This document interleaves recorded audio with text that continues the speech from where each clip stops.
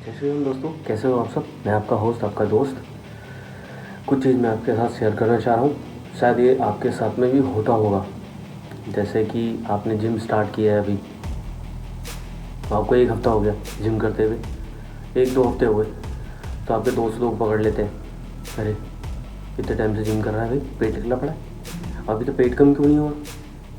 या फिर घर वाले ही बोल देते हैं, इतने दिन हो गए तेरे को, तेरी बॉडी तो बनी नहीं, 2 हफ्ते से जिम जा रहा है, 1 महीने से जिम जा रहा है, तो कुछ भी रिजल्ट नहीं आया है। तो मैं ये बोलना चाहता हूँ उन सबको जो ये सब बोलते हैं, कमेंट करते हैं कि मेरे भाइयों, ये जो रिज़ल्ट है वो 3 महीने में, 2 महीने में और 2 हफ्ते में नहीं आता है, सालों लग जाते हैं इसके अंदर में। रेगुलर रहना पड़ता है इसके लिए आपको जिम के अंदर में। और मैं इनसे भी बोलना चाहता हूँ जिन्होंने अभी स्टार्ट किया है, तो प्लीज़ आप इन सब की बातों पे ध्यान ना दें, आप अपने वर्कआउट पे फोकस करें। देखिए रिज़ल्ट आपको 3 महीने, 6 महीने या साल भर, देखो बॉडी पे भी डिपेंड करता है कि किसी का 3 महीने में भी रिज़ल्ट आ जाता है, किसी का 6 महीने में भी रिज़ल्ट आ जाता है, कोई दिक्कत नहीं है उसमें। लेकिन 2 हफ्ते और 2 महीने और 1 महीने में कौन सा रिज़ल्ट आता है, मैं ये चीज़ समझ नहीं पाया हूँ आज तक। और हर कोई पकड़ के ये चीज़ बोलता है जिम जाने वाले को, अरे भाई तेरी बॉडी क्यों नहीं बनी, अरे तेरा तो पेट निकला पड़ा, बॉडी नहीं बना पा रहा, क्या फ़ायदा है तेरे जिम जाने का। इस चक्कर में और लोग नेगेटिव हो जाते हैं जिम जाने के लिए। तो मेरे भाइयों, मैं आप सबसे एक चीज़ बोलना चाहता हूँ, जिम जो है ना, वो जिम सिर्फ इसलिए नहीं बना है कि आपको मसल बनाना है। जिम इसलिए बना है कि आपको अपनी हेल्थ अच्छी करनी है। आज आप देख रहे हो हार्ट अटैक की कितनी प्रॉब्लम्स हो रही हैं। उनकी वजह क्या है? उनकी वजह एक है, सिर्फ और सिर्फ कि आप लोग वर्कआउट नहीं करते हो। आप अब जो डाइट ले रहे हो, आप बाहर का भी खा रहे हो, घर का भी खा रहे हो, बे टाइम खा रहे हो, कोई टाइमिंग नहीं है खाने की। कोई बोलता है कि मेरे को बहुत जल्दी जाना होता है, ब्रेकफास्ट नहीं कर पाता, काम बहुत ज़्यादा होता है, मैं लंच नहीं कर पाता। लेकिन जब भी घर पे आते हैं तो 6 बजे 7 बजे के आसपास में घर का खाना इनको इतना टेस्टी लगता है कि वो दबा के खाते हैं, और उसकी वजह से वेट पुट ऑन होता है। और ये डाइट बिल्कुल गलत है, आपको ऐसा करना ही नहीं है। अगर आप अपनी 2 मील स्किप कर रहे हो तो तीसरी मील में तो आपको भूख लगेगी।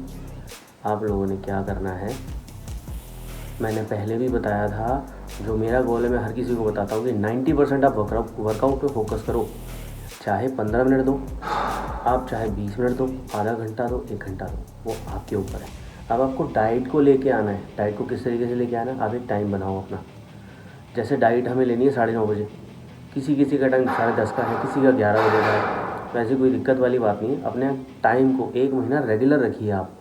तो उसमें क्या करना है आपको, जैसे कि 9:30 बजे आपने ब्रेकफास्ट कर लिया, राइट। अब 9:30 बजे ब्रेकफास्ट किया, उसके बाद में आपको कोई मील नहीं खानी है जब तक आपका लंच नहीं आ रहा है। तो जैसे लंच का टाइम होता है 1:30 बजे, 1:30 बजे के आसपास में आप लंच कर रहे हो, तो लंच में आप लंच करो, लंच के टाइम पे ही करो उसको। उसके बाद मत करो 3-4 बजे लंच मत करो, लेट हो गया मैं आप खा लेता हूँ, मत खाओ फिर।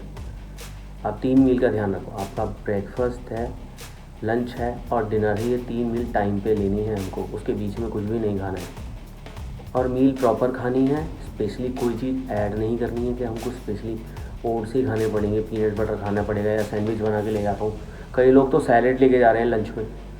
सैलेड का क्या मतलब है लंच में? कोई मतलब नहीं है सैलेड का। सैलेड का सबसे ज़्यादा मतलब है, जब आप लंच करते हो तो आप सबसे पहले सैलेड खाओ, खाली सैलेड मत खाओ, उससे कुछ नहीं होने वाला आपका।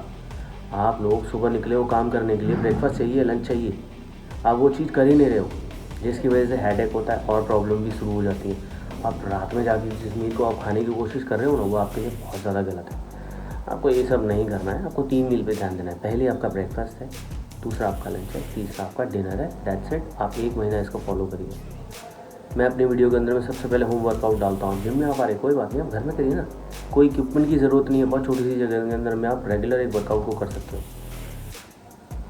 तो मेरे भाइयों, इन चीज़ों पे ध्यान दो कि आप लोगों को कोई प्रॉब्लम ना हो। जिम जा रहे हो मसल बनाने के लिए नहीं, इसलिए जा रहे हो कि शुगर की प्रॉब्लम ना हो, अर्थराइटिस ना हो, सर्वाइकल ना हो, हमें जोड़ों में दर्द ना हो।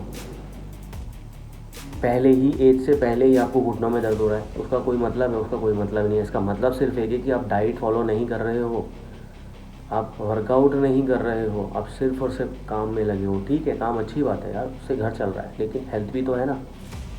आप सही हो तभी तो काम भी चलेगा आपका। तो आप इन चीज़ों पे ध्यान दो और बंदों पे ध्यान मत दो। अपना ख्याल रखो। Thank you so much. जय श्री राम दोस्तों, कैसे हो आप सब। आज हमारा 100 हार्ड डे का 45वां दिन है। भगवान को नमस्कार करके अच्छे दिन की शुरुआत करते हैं। मॉर्निंग में बुक पढ़ते हुए 1 लीटर पानी यहाँ पे हमने कंप्लीट कर दिया। ये हमारा रोज़ का रूटीन है, आप लोगों को पता ही होगा। इसके साथ में ही वीडियो के अंदर में मैं कुछ चीज़ें मैंने आपको सबसे पहले वीडियो के अंदर में शेयर की हैं। आप उस चीज़ को समझना, पहले सही से उसको जो मैंने बोला है उसको सुनना, समझना, उसके बाद आप वर्कआउट स्टार्ट करना। ये सबसे पहला वर्कआउट जो होता है ये होता है होम वर्कआउट, जो मैं बताता हूँ। आप कोई भी जो भी घर में वर्कआउट करना चाह रहे हैं वो ये वाला वर्कआउट घर पे अपने कर सकते हैं। तो आज से ही अपना वर्कआउट स्टार्ट करिए, अपने आप को हेल्दी बनाइए। ये देखिए मेरे चैलेंजर्स जो हैं, ये बच्चे एक भी दिन छुट्टी नहीं कर रहे हैं और रेगुलर वर्कआउट कर रहे हैं। अगर छुट्टी है तो घर पे, नहीं तो जिम पे रेगुलर वर्कआउट कर रहे हैं ये, क्योंकि वर्कआउट ही बहुत ज़रूरी है। हर किसी के दिमाग में सिर्फ एक चीज़ है, जिम जाएंगे तो फिर सप्लीमेंट भी लेना पड़ेगा, डाइट भी लेनी पड़ेगी, वर्कआउट भी करना पड़ेगा। इस चक्कर में वो सारी चीज़ें छूटती हैं और कुछ भी चालू नहीं होता है। फिर वर्कआउट भी शुरू नहीं होता है कि छोड़ो ना यार, क्या करना है वर्कआउट, सप्लीमेंट कहाँ से लाएंगे इतना हम। एक्चुअल में आपको कुछ चाहिए ही नहीं, मेरा यकीन मानिए बात का, आपको एक्चुअल में कुछ चाहिए ही नहीं, सप्लीमेंट कोई भी नहीं चाहिए।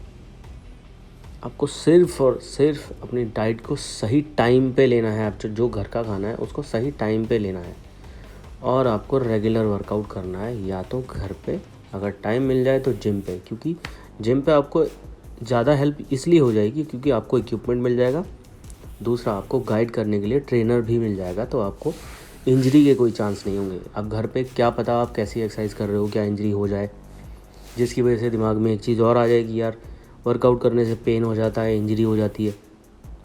जैसे आप लोगों को पता है वर्कआउट करने के बाद में पेन होता है, उसकी वजह से घबराहट हो जाती है। तो आप वर्कआउट स्टार्ट करो, जिम में आ जाओ तो उससे बहुत बढ़िया है, उससे बढ़िया कुछ है ही नहीं। अब देखिए मेरे चैलेंज के अंदर में मैं 2 टाइम वर्कआउट कर रहा हूँ, ठीक है। और आपको ऑलमोस्ट मैं अपनी 40 से 45 दिन की ट्रांसफॉर्मेशन मैं दिखा भी चुका हूँ, आप लोगों के ठीक सामने ही है।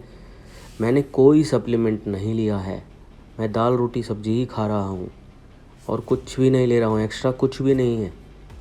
वो 4 लीटर पानी, नॉर्मल खाना, वो बुक पढ़ना, ये एक रूल है बस। वह सृजित तथा भुक्त है। उदाहरणार्थ, मशीन का कोई एक पुर्जा संपूर्ण मशीन के साथ सहयोग करता है, इसी प्रकार शरीर का कोई एक अंग पूरे शरीर के साथ सहयोग करता है। हाथ, पाँव, आँख आदि शरीर के अंग हैं, लेकिन ये वास्तविक भोक्ता नहीं है। बोलो जय श्री राम।